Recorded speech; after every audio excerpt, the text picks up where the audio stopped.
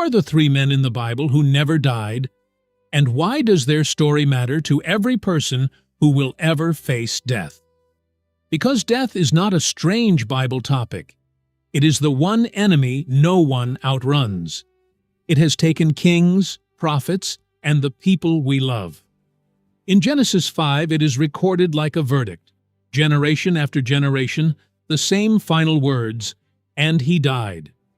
Then the pattern breaks. Enoch walks with God and disappears. Elijah is taken in fire and whirlwind. And a third name has been argued over for centuries: Melchizedek, Moses, John, or someone else entirely. By the end of this video, you will separate what Scripture proves from what tradition assumes. Examine the strongest evidence for every candidate, and discover whether the Bible truly gives us three men who never died. But the greatest discovery is why these stories were recorded at all. They point to the only one who did not merely escape death, but defeated it. To understand that, we need to return to Genesis 5, where death becomes a drumbeat. The sentence is pronounced before a single human being has ever experienced it. "In the day that you eat of it, you shall surely die." Genesis 2:17. Spoken in a garden, before sin, before history, before a single grave has been dug anywhere on earth. Death is not a surprise visitor arriving later. It is written into the architecture of the fallen world from its very first page. Notice what the verse does not say. It does not say some will die. It does not say death will come eventually, to some, in some circumstances, under some conditions. It says, "In the day you eat of it, you shall surely die." The Hebrew doubles the verb for emphasis. Dying, you shall die. Certainty stacked on certainty. The sentence is not a threat held in reserve.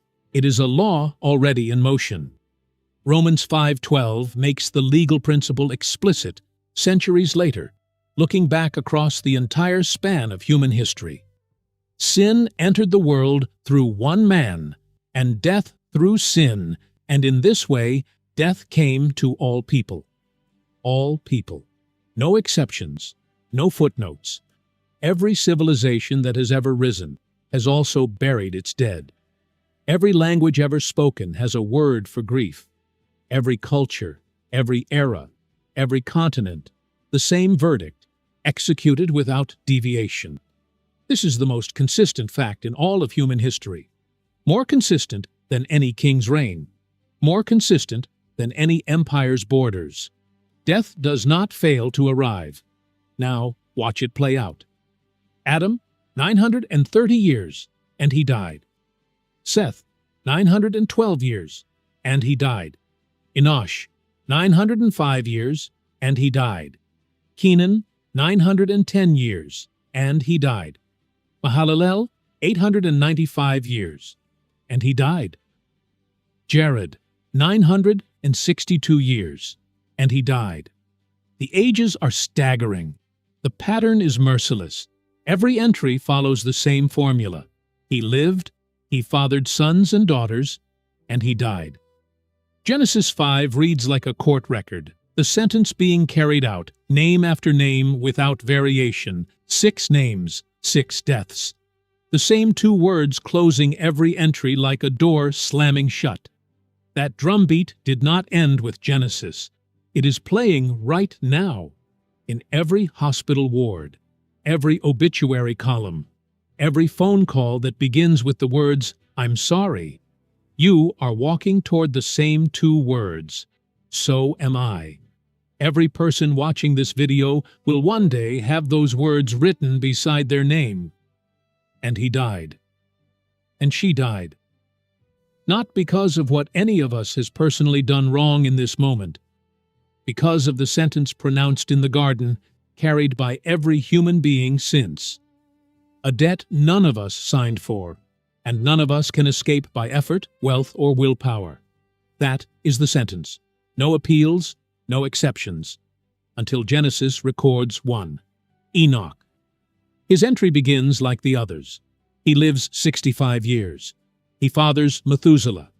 The formula is identical until the ending: no death, no, and he died. Instead, Enoch walked with God, and he was not, for God took him. The ledger of death has a gap, 6 names, 6 deaths, the same 2 words closing every entry like a door slamming shut. And then, silence. No death recorded, no grave.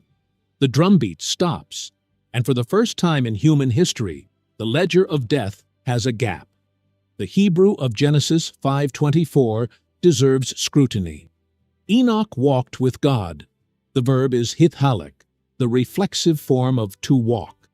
It implies continuous, habitual companionship, not a single event, a lifestyle, a sustained, intimate walk with God that set him apart from every other name on the list. And he was not, Anenu, he was not. The text does not say he went somewhere. It does not say he died. It simply says he ceased to be present among the living. 5 Hebrew words that carry an almost eerie weight. He was here, and then he was not. For God took him, lakach. The verb simply means to take. It is common, used hundreds of times across the Old Testament.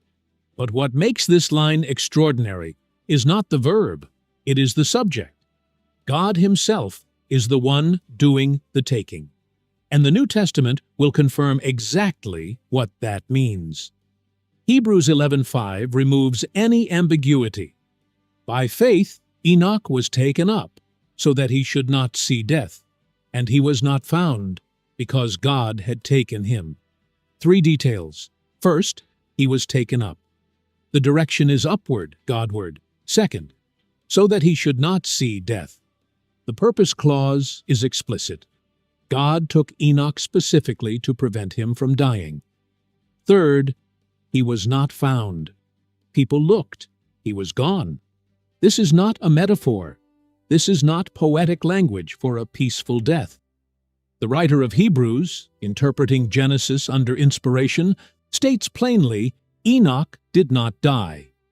Enoch generated more extra-biblical literature than almost any other Old Testament figure. The book of 1 Enoch, not canonical in most traditions, but quoted by Jude in the New Testament, imagines Enoch as a visionary who saw the heavenly realm, the judgment of angels, and the end of the age. Why? Because his departure was so mysterious, so unprecedented, that ancient readers could not stop speculating about what happened next. Where did he go? What did he see? What is he doing now? The text does not answer these questions, and that silence is part of the power. Consider what Genesis actually gives us about this man before the moment he vanishes. Not a battle won, not a kingdom built, not a miracle performed in front of witnesses. Just this: he walked with God. Twice, the same 4 words are used to describe his life, once before Methuselah is born and once after. A life defined not by achievement, but by nearness. Whatever else Enoch did in his 65 years, the only detail Genesis preserves is the posture of his walk. That is worth sitting with. In a genealogy built entirely around ages and deaths, one man is remembered not for how long he lived, but for who he walked beside. And it is that walk, sustained, ordinary, day after day, that precedes the extraordinary ending. The text does not present the departure as a reward for a single dramatic act of faith. It presents it as the natural conclusion of a relationship carried on, quietly, for decades. Enoch's story is not primarily about Enoch. It is about God. In a world where death was the only certainty, where every name ended the same way, God reached down and took one man out of death's jurisdiction entirely. The question is not, how special was Enoch? The question is, what kind of God has the authority to override the standing verdict of death? That is the first confirmed case. The second will be far more dramatic. And the third, if there is one, is where the investigation truly begins. The New Testament confirms it plainly. God took him so that he would not see death. The ledger of death does not have a gap because of a scribal error. It has a gap because God put one there.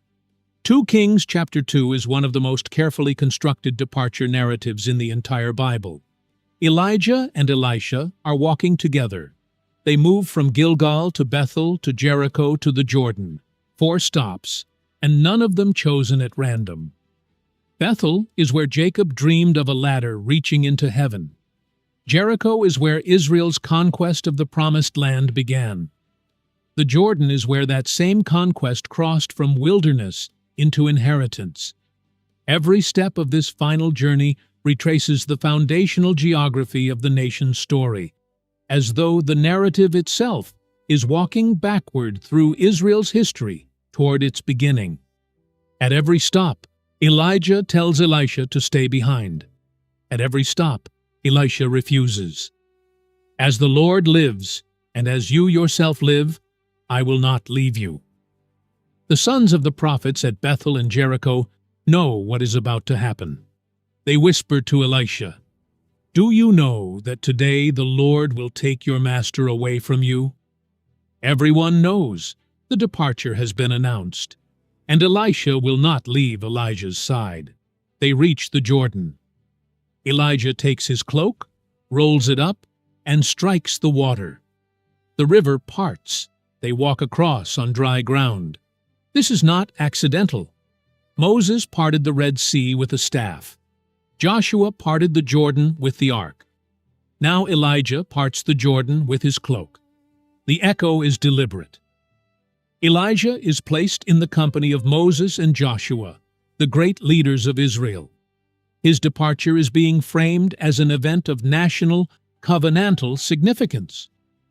On the other side, Elijah asks, "What shall I do for you before I am taken from you?" Elisha's request, "Let me inherit a double portion of your spirit." This is not a request for twice the power. In Deuteronomy 21:17, the double portion is the inheritance right of the firstborn son.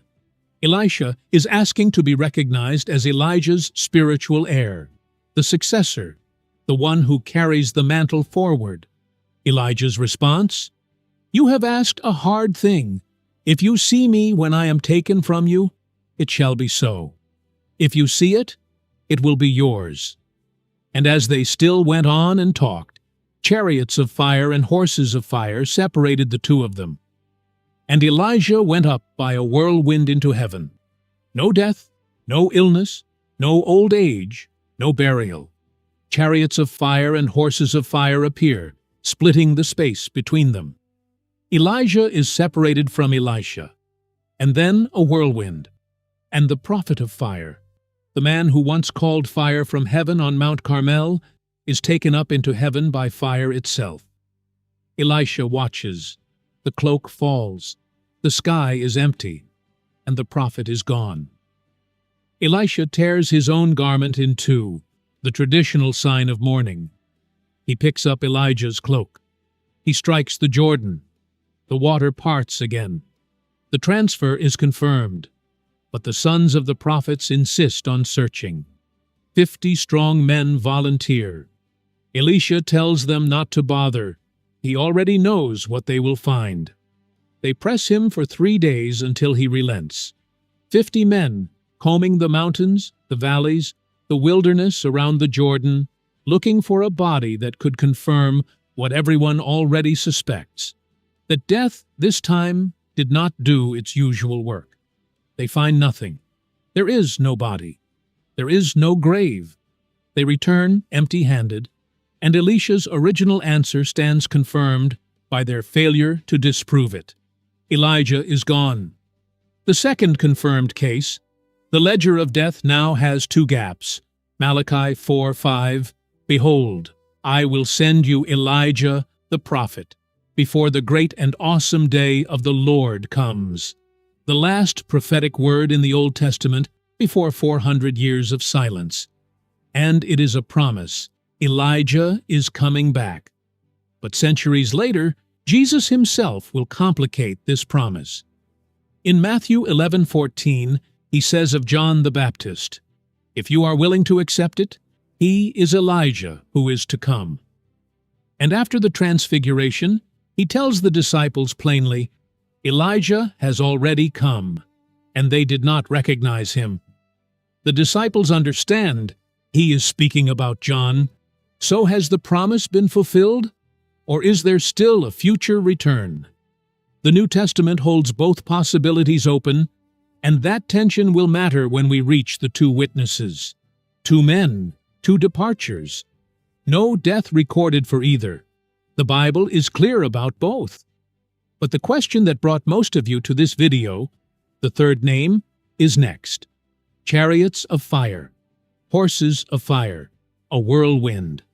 And the prophet of fire is taken, not by death, but by the God who commands it. Elisha watches. The cloak falls. The sky is empty. The second gap in the ledger of death. The Bible is clear about Enoch. The Bible is clear about Elijah. Two men, no death, confirmed. But search men who never died in the Bible, and you will find lists confidently naming a third, sometimes a fourth. The Internet does not deal in ambiguity. It deals in thumbnails. So let us do what most of those videos do not. Let us examine every serious candidate for the third man and see what the Bible actually says. Candidate 1, Melchizedek, the strongest candidate, the one most often named. Hebrews 7:3 describes him as without father, without mother, without genealogy, having neither beginning of days nor end of life, resembling the Son of God, he continues a priest forever. Neither beginning of days nor end of life. If you read that at face value, the case sounds conclusive. A being with no beginning and no end. Immortal.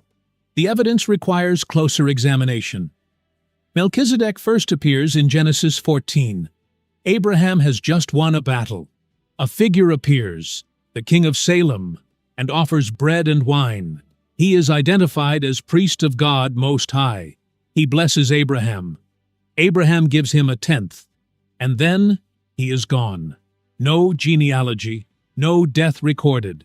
No mention again until Psalm 110 and Hebrews 7. But the writer of Hebrews is not writing a biography. He is building a typological argument for the superiority of Christ's priesthood over the Levitical system. In the Levitical system, priesthood required documented genealogy. You had to prove your lineage from Aaron. Melchizedek's priesthood required none of that. His record is silent, and that silence is the entire argument. The Greek phrase, made like the Son of God, is critical. Melchizedek is made to resemble the Son of God. He is a type, a foreshadowing. Christ is the reality. If Melchizedek were himself immortal and divine, the typological argument collapses. He would not be made like Christ. He would be Christ's equal. The absence of biographical data in Genesis is the writer's tool. It is doing theological work. The silence of the record is the point, not a hidden claim about the man's mortality. Consider the argument the writer of Hebrews is actually building. Every priest in Israel's history had to prove his lineage. A man could not simply declare himself a priest. He needed a genealogy, a record tracing him back to Aaron, a paper trail satisfying the law of Moses. Melchizedek predates that entire system by centuries. He appears before Abraham has even fathered Isaac, before the 12 tribes exist, before Levi is born. There is no law for the writer of Hebrews to check him against, because the law does not yet exist. That is the actual argument. Not that Melchizedek is immortal, but that his priesthood operates on a completely different foundation, one that does not depend on birth records, ancestry, or a documented death. Psalm 110 will later declare that the coming Messiah is a priest forever after the order of Melchizedek. not after the order of Aaron. The entire point is a contrast between a priesthood based on genealogy, which ends when the priest dies, and a priesthood based on something else entirely, which does not. Melchizedek is the most fascinating candidate, but Hebrews 7 is making a literary and priestly argument, not a biological claim. The text does not say Melchizedek never died. It says his record contains no death, and uses that silence to teach something about Christ. Candidate 2, Moses. An unexpected entry, but the evidence is stranger than most people realize. Deuteronomy 34 records that Moses dies on Mount Nebo. God buries him. No one knows his burial place to this day. The death is recorded, but the burial is uniquely mysterious. God himself performs it. The location is hidden forever. Think about what that means practically. Moses leads Israel for 40 years. He is the most significant figure in the Old Testament, apart from perhaps Abraham. And when he dies, there is no funeral procession, no marked grave, no shrine for later generations to visit. God buries him personally and then erases the location from human knowledge entirely. In a culture where tombs of the patriarchs were carefully remembered and visited for generations, this omission is deliberate. Some see in it a safeguard, a grave that could not become an object of worship. But the text itself offers no explanation. It simply states the fact and moves on.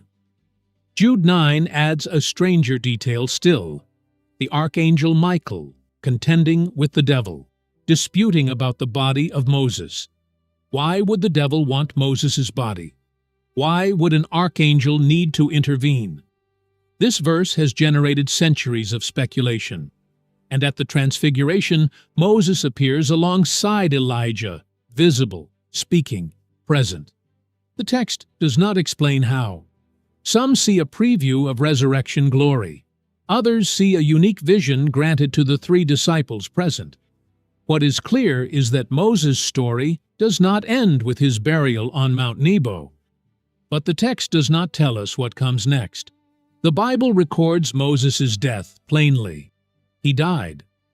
The mystery is not whether Moses died, but what happened to his body afterward, and why he appears at the Transfiguration. Moses is fascinating precisely because he challenges the clean binary between died and never died. But his death is recorded. It happened. He does not belong in the category of Enoch and Elijah. Candidate 3, the Apostle John. The candidate born from a misunderstanding, and the Bible itself addresses it. After the resurrection, Peter asks Jesus about John. "Lord, what about this man?" Jesus answers, "If it is my will that he remain until I come, what is that to you?" A rumor immediately spread among the early disciples. John would not die.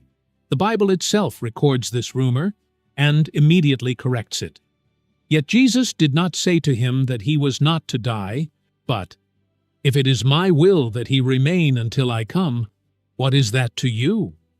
The Gospel of John addresses the misunderstanding within its own text. Jesus did not say John would not die. He said, "If I will," a conditional statement meant to redirect Peter, not a prophetic promise about John's lifespan. The very chapter people cite to support the claim is the chapter that corrects it. This is the clearest case of a candidate being disqualified by its own evidence. The special case? The 2 witnesses of Revelation 11.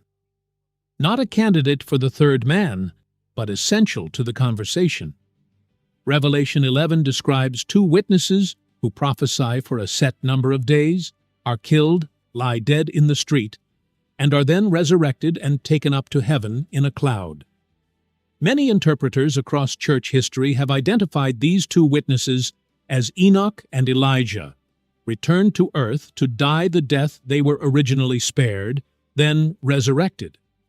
Others see them as Moses and Elijah, echoing the Transfiguration on the mountain, where the two men who represented the law and the prophets stood together in glory. Still others read them as symbolic figures entirely, representing the church's prophetic witness during a period of persecution, rather than two specific historical individuals returning at all. The disagreement itself is instructive. Revelation is written in a genre soaked in symbol, and the two witnesses are given features drawn from multiple Old Testament figures at once. The fire-calling power of Elijah, the plague-bringing power of Moses. The text may be pointing at specific individuals, or it may be weaving together the entire prophetic tradition into two representative figures. Honest scholarship holds both possibilities without forcing a verdict the text does not clearly provide. If the two witnesses are Enoch and Elijah returning, then even the two confirmed cases of escaping death may be temporary exemptions rather than permanent ones. They were taken, but they may come back to die. And here, the John the Baptist complication returns. If Jesus already identified John the Baptist as the fulfillment of Malachi's Elijah promise, in what sense would Elijah still need to return? The New Testament does not give us a single, neat answer. It gives us layers of fulfillment, and honest investigation requires us to hold them all. Every candidate has a case. Melchizedek's is the strongest, but it rests on a typological argument, not a biographical claim. Moses died. The mystery is what came after. John's case is explicitly corrected by the very gospel that records it. The two witnesses raise the possibility that even Enoch and Elijah may not have escaped death permanently. The Bible is clear about two men. It is not clear about a third, and pretending otherwise is not faith. It is carelessness with the text. But that honesty does not leave us empty-handed. It opens a door. Because the real question was never who escaped death. The real question is whether death can be defeated. And that answer is waiting in an empty tomb. Every candidate has a case. None of them have a verdict. The Bible does not give us three men who escaped death. It gives us two confirmed cases, and the integrity to admit where the evidence ends. But that integrity opens a door to something no list of names could ever provide. You came to this video asking, who are the three men who never died? The honest answer, the Bible clearly names two. It does not clearly name a third. But the honest answer opens a better question. The question the Bible itself is asking. Why does God show us that death can be overridden? Think about the placement of these two accounts. Enoch appears in Genesis 5, the very chapter built entirely around the drumbeat of death, the same two words closing entry after entry. His story is not tucked away in an obscure corner of Scripture. It interrupts the pattern at its most relentless point, in the middle of the oldest genealogy in the book. And Elijah's departure comes at the height of Israel's spiritual collapse, in the books of Kings, at a moment when the nation most needed a demonstration that God had not lost control of anything, least of all, death. These are not random anomalies scattered through unrelated texts. They are placed at precisely the moments when death's authority looks most total, and each time the text answers with the same quiet declaration, not this one, not here, not under my authority. Enoch lived in the pre-flood world. Violence covered the earth. Death was the only certainty. And in that world, God reached down and took one man out of death's jurisdiction entirely. Enoch is not a curiosity. He is a sign, a demonstration planted in the earliest pages of Scripture that death is not God's final word. God can exempt. God can override. God has authority over the thing that has authority over everything else. Elijah served in a time when Israel had abandoned the covenant. Baal worship dominated. The prophetic voice was nearly silenced. And at the end of his ministry, God did not let him die. He took him in fire, in spectacle, in front of a witness. Elijah's departure is not subtle. It is public, dramatic, witnessed. Because the message is not Elijah was special. The message is the God of Israel has jurisdiction over death, and He wants you to know it. Enoch and Elijah are not the destination. They are signposts. They point forward, across centuries, to the moment when death would not merely be overridden for one or two individuals, but defeated for everyone. And notice the difference in method. Enoch was taken before death could touch him. He walked, and then he simply was not. No confrontation, no suffering, no grave too empty. Elijah was taken in the middle of his ministry, still walking, still talking, lifted away before death could make its claim. In both cases, the pattern is the same.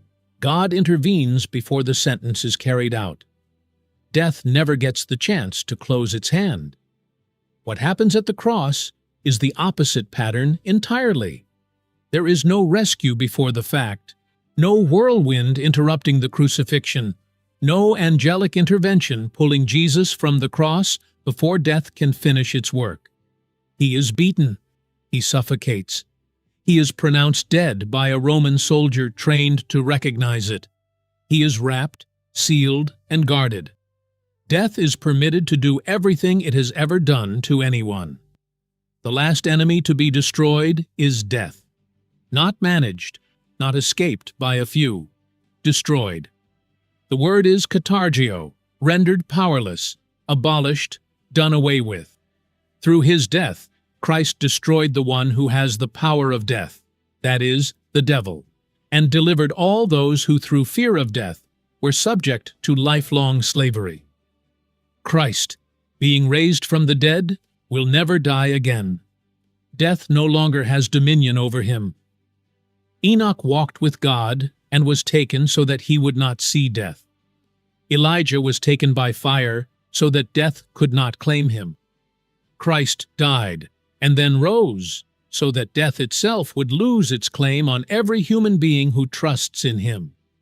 The Bible does not give us 3 men who escaped death. It clearly names 2 and leaves the third question open to teach us something deeper. Death is universal, but it is not ultimate. The real man death could not hold is not Enoch, not Elijah, not Melchizedek or Moses or John. God raised him up, loosing the pangs of death, because it was not possible for him to be held by it. It was not possible. Death could not hold him. Enoch was taken so he would not see death. Elijah was taken so death would not reach him. Jesus walked into death and walked out the other side.